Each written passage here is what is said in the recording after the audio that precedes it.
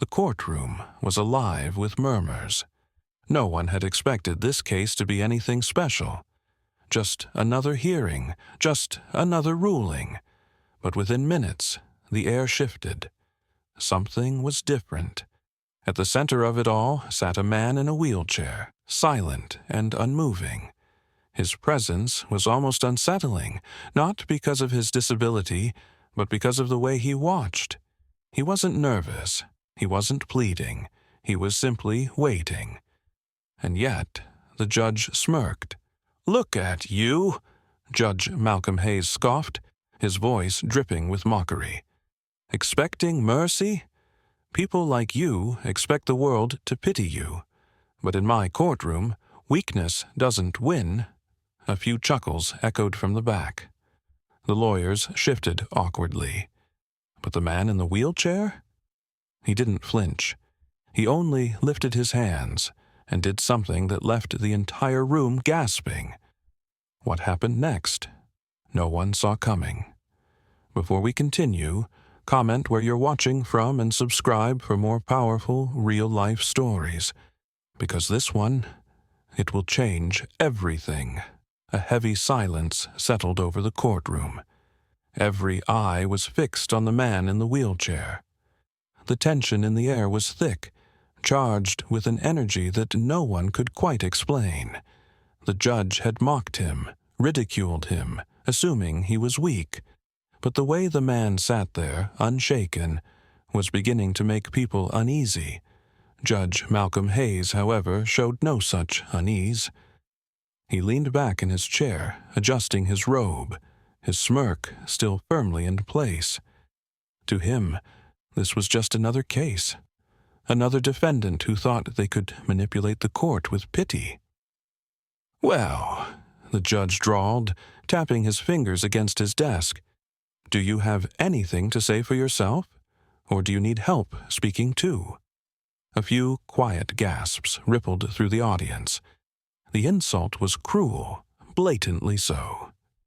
Still, the man in the wheelchair remained calm, unmoved. Then, ever so slightly, he tilted his head, studying the judge like a puzzle he had just figured out. The room felt colder. Even those who had chuckled at the judge's remarks earlier were beginning to shift uncomfortably. Something was wrong. Something about this man wasn't what it seemed. Judge Malcolm Hayes had spent years building his reputation. Feared, respected, and untouchable. That's how he saw himself. A sharp, piercing gaze and a voice that commanded absolute authority. Enjoyed belittling those who came into his courtroom, especially those he deemed weak. Believed status and power determined a person's worth. If you were at the bottom, you belonged there. He had seen thousands of cases. None of them had ever shaken him. But today would be different. The man in the wheelchair, Daniel Carter, was unlike any defendant Judge Hayes had ever encountered. He didn't fidget. He didn't beg. He didn't even look nervous. His expression was unreadable, calm, steady, and knowing. Wore a plain suit, simple yet sharp. Looked ordinary, but felt like anything but. Daniel had said very little since the case began. He didn't need to. His presence alone was unsettling. And yet the judge, blinded by his own arrogance, had failed to notice it. A grand, towering courtroom. Heavy wooden panels, high ceilings, the scent of old books and polished floors, packed with spectators. Some were journalists, some were everyday people, and some were simply here for entertainment. A hushed, eerie atmosphere. The judge's insults had turned the case into something else entirely. People weren't just watching a case unfold. They were watching something far bigger, something they couldn't yet understand. And at the center of it all, Daniel Carter sat quietly, his hands resting on his chair, waiting, watching. Judge Hayes chuckled, shaking his head. "Look at this," he said, gesturing toward Daniel. "He can't even respond properly. A shame, really, but we must move forward." He turned to the lawyers. "Proceed with the next." Then he stopped. Daniel Carter was moving. With slow, deliberate precision, he placed his hands firmly on the armrests of his wheelchair. And then he pushed himself up. The room went still. Judge Hayes's smirk vanished. Something was about to happen that no one in that courtroom would ever forget. The room had gone completely silent. All eyes were locked on Daniel Carter, the man who had been sitting quietly in his wheelchair just moments ago. Now he was standing. A collective gasp rippled through the courtroom. A journalist fumbled with their pen. A lawyer's mouth fell open, and even the bailiff, who had seen hundreds of cases, looked completely stunned. But the most shocked of all was Judge Malcolm Hayes. His smirk was gone.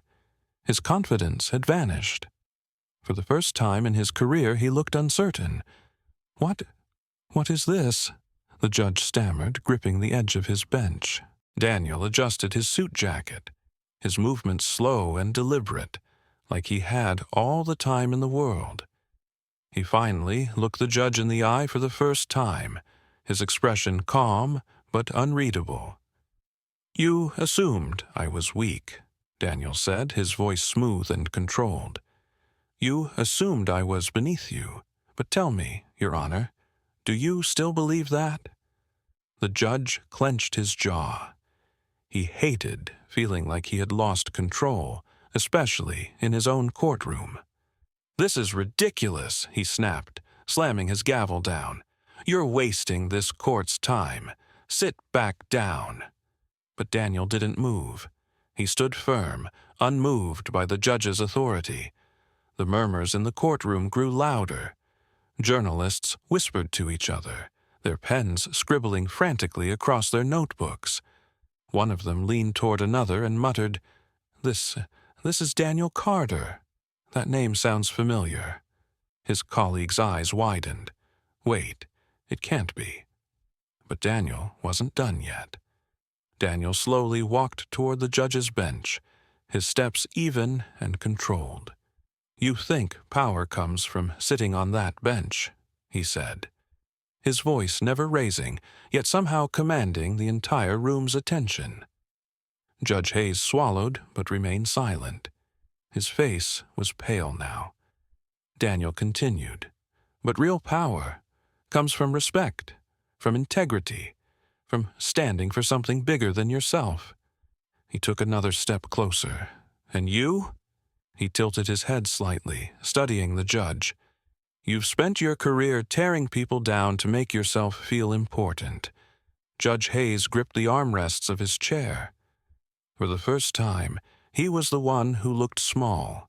The atmosphere in the courtroom was electric. The people who had once chuckled at the judge's mockery now sat in stunned silence. The lawyers, both prosecution and defense, no longer looked confident. They, too, had underestimated Daniel Carter. And Judge Hayes? His breathing had quickened. His hands trembled slightly, though he gripped the bench tightly to hide it. Daniel took a deep breath and delivered the final blow. "Judge Hayes, do you even know who I am?" The judge blinked rapidly.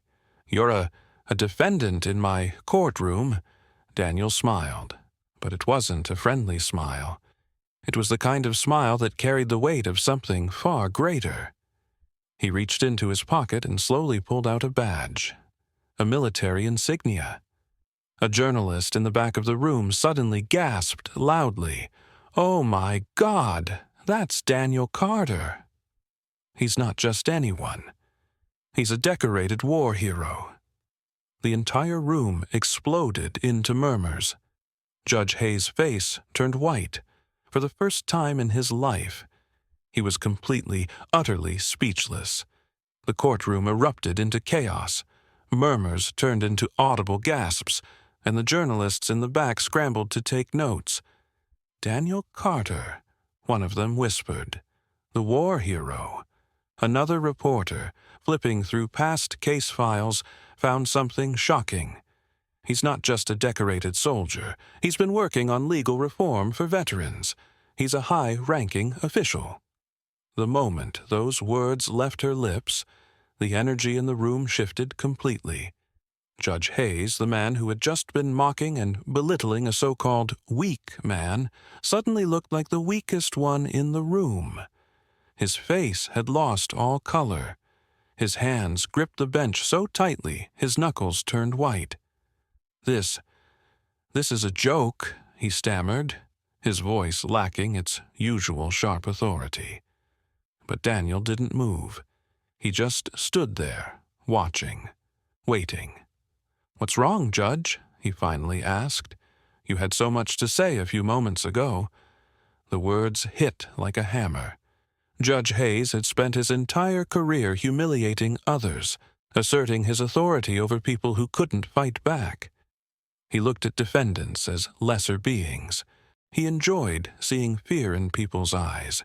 He never thought twice about the weight of his words, because in his mind, he would always be untouchable. But now, he was the one being judged. And it was Daniel Carter, whom he had mocked just minutes ago, who had stripped him of his power. The courtroom fell into complete silence again. "Let me make something clear," Daniel continued, taking another step forward. The entire room felt his presence. "I didn't come here today to beg for anything. I didn't come here to prove myself to you. I came here to test something." Judge Hayes's breath hitched. "Test something?" Daniel nodded. "Yes. You see, Your Honor."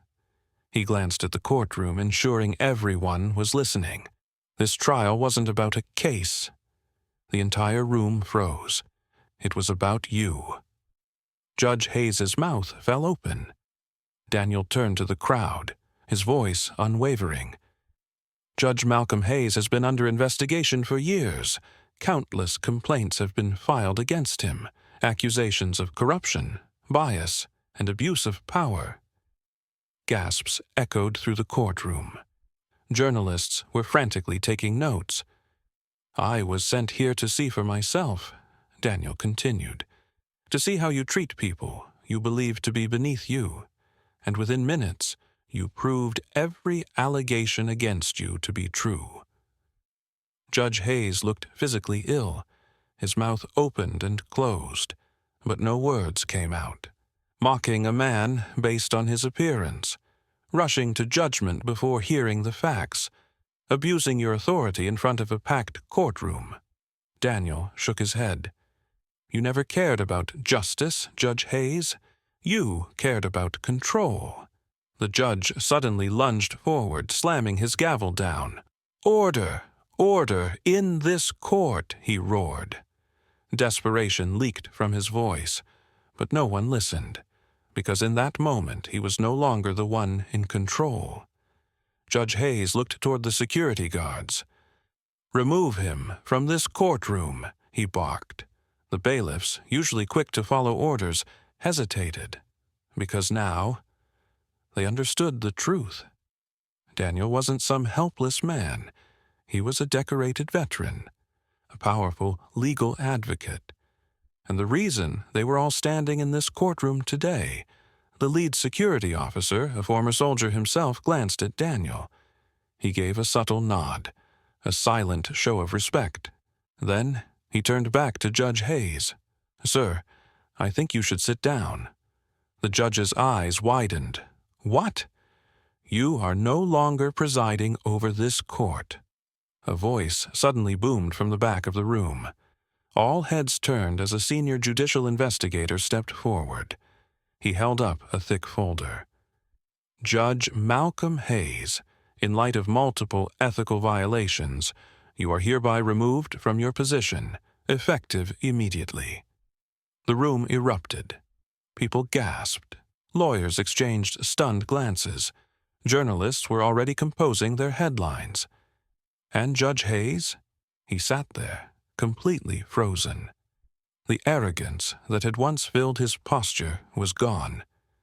Daniel stepped forward one last time, leaning slightly toward the now disgraced judge. "You judged me before knowing who I was," he said softly. "Now, the world will judge you." With that, Daniel turned and walked out. Standing tall, strong, unshaken, Judge Hayes, once feared and respected, was left staring at the ground, his career crumbling around him. And the courtroom? They would never forget the day power truly changed hands. Daniel Carter walked out of the courtroom, his footsteps steady, his presence commanding. The weight of the moment lingered in the air behind him. Judge Hayes, once so smug and untouchable, had been left frozen, stripped of his power in front of the very people he once ruled over. But this was just the beginning. As Daniel reached the hallway, a group of reporters rushed toward him. Cameras flashed, microphones were thrust in his direction, eager voices shouting over one another. "Mr. Carter, how long has this investigation been in place? Did you know Judge Hayes would react this way? What happens now?" Daniel held up a hand, silencing them without a single word. He took a deep breath, then spoke, calmly, but with undeniable authority. "Justice was never about power," he said. "It was never about who sits highest in the room. It is about integrity. And today, you all saw exactly what happens when integrity is lost." The reporters scribbled furiously, capturing his every word. "This case was never about me. It was about the people who had suffered under Judge Hayes's rule, the people he silenced, the ones who had no voice." He paused, looking around. "Well, now they do." Back inside the courtroom, Judge Hayes was still seated at his bench, his mind racing, his world crumbling. His career, the power he had abused for years, was gone in a matter of minutes. He had gone from feared to humiliated, from ruler to outcast. The people he had once controlled were now looking at him with disgust, not respect. A court official approached him, placing a legal document in front of him. "Judge Hayes," the man said formally, "you are officially suspended from duty, pending further investigation." The judge stared at the paper. His hands shook slightly as he reached for it, but he already knew there was no way out. His reign was over, and the world would know exactly why.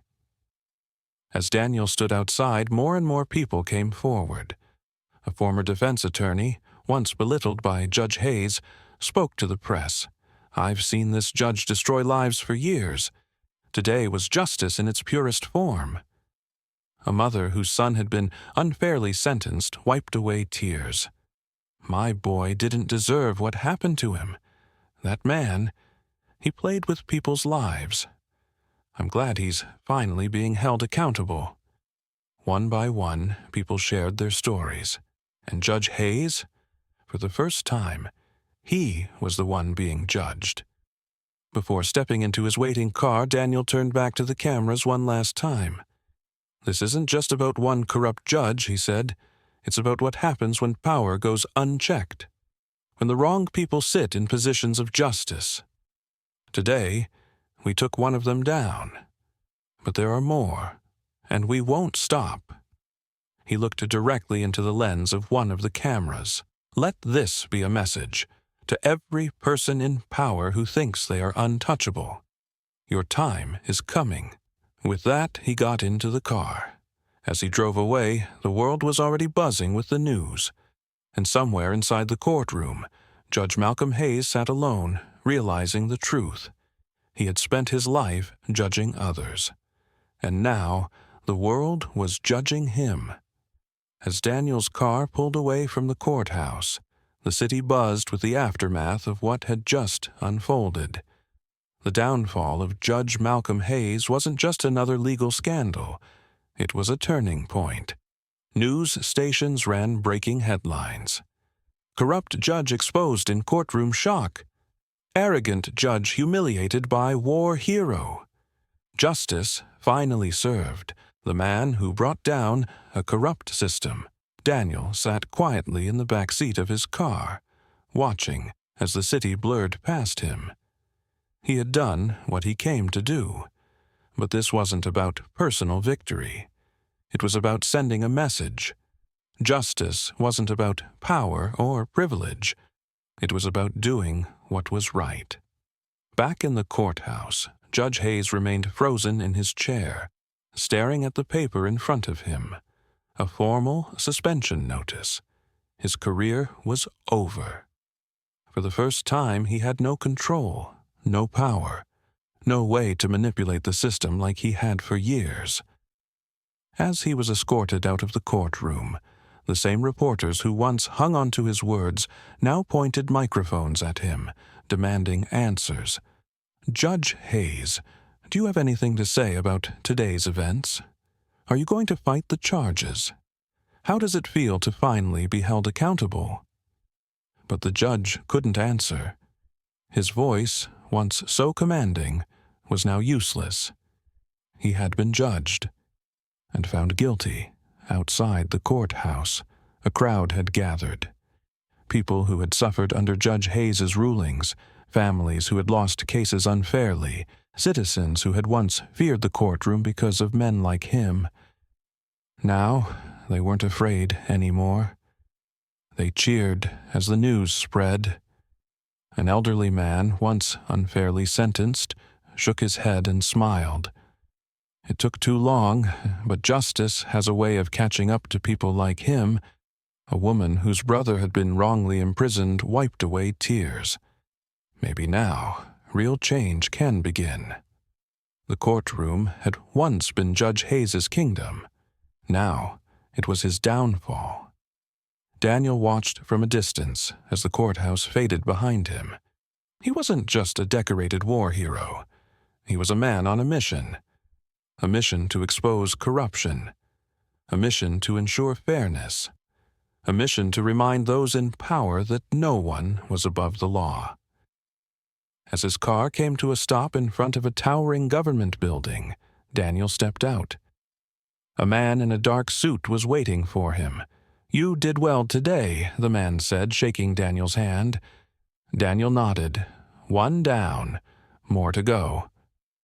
The man handed him a file, another case, another corrupt official. Daniel took it, his eyes scanning the name on the front. Let's get to work. Because today wasn't the end. It was just the beginning. As Daniel Carter walked into the government building, file in hand, his purpose had never been clearer. The case against Judge Hayes was closed, but his mission wasn't over. There were more corrupt officials, more people who believed they were untouchable. But today proved something powerful. Justice always catches up. Across the city, news channels continued their reports. The public reaction was overwhelming. People had seen real accountability for the first time in years.